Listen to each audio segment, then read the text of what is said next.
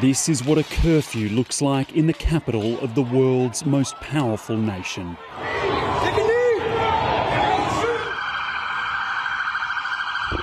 Police, the National Guard and the FBI had cordoned off almost every downtown block, using every tool at their disposal. But they couldn't stop hordes of protesters roaming the city. Even before the lockdown, there were clashes and chaos.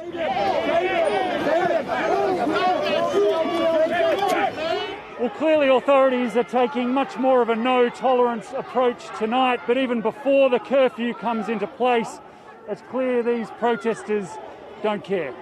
Everybody's not here to be violent, but it's going to get violent tonight. That's what's going to happen. A Channel 7 news crew was live to air when they were hit by riot police. Exactly what it looks like. We're just standing safely. Oh. Whoa. Oh. Amelia, can you hear us? Amelia, are you okay? Another angle captured what happened. Now there's just a lot of violence erupting. This is what they do when you stand up. This. No one was violent today, only them. No one shot anything but them. They assaulted us for no reason. Then it became apparent why everyone was being moved out with such urgency. Press, let's go. Come on. Guys, we gotta go. The area was needed for a presidential photo opportunity. With Bible in hand, Donald Trump posed for the cameras. Well, it's pretty extraordinary that the President of the United States has been wandering around just behind this barricade and just around the corner, trying to project an image of control, when on this side of the police line there is sheer defiance, even after the curfew has come into play. Okay, thank you very much. His backdrop, an historic church visited by every president since 1812, was targeted the night before.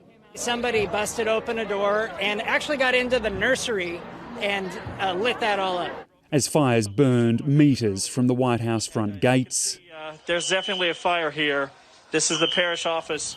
the president was rushed into the bunker for safety.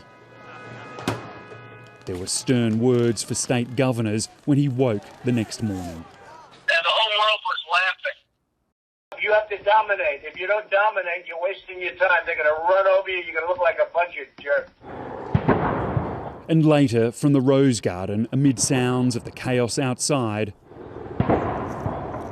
a warning he's prepared to stamp down much harder with military might if required. If a city or state refuses to take the actions that are necessary to defend the life and property of their residents, then I will deploy the United States military and quickly solve the problem for them. An ominous threat that fell on deaf ears. Despite the threat of military deployment and the National Guard being out in force, there is still a lot of tension on the streets, including this incident from Buffalo in the state of New York, and a warning it is confronting.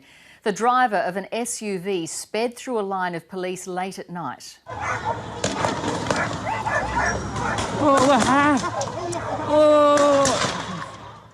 Two officers were injured. Local authorities say both are now in a stable condition. The driver and passengers of the car have been taken into custody. North America correspondent David Lipson joins us now. David, what's been the response since Donald Trump spoke today?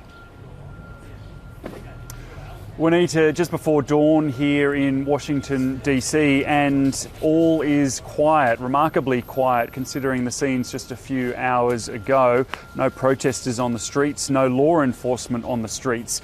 And in the meantime, the authorities have put up, you may be able to see over this shoulder, a ring of steel, a big black fence that is a semi-permanent structure around the park next to the White House. Clearly they are hoping that that will deter any further protests today.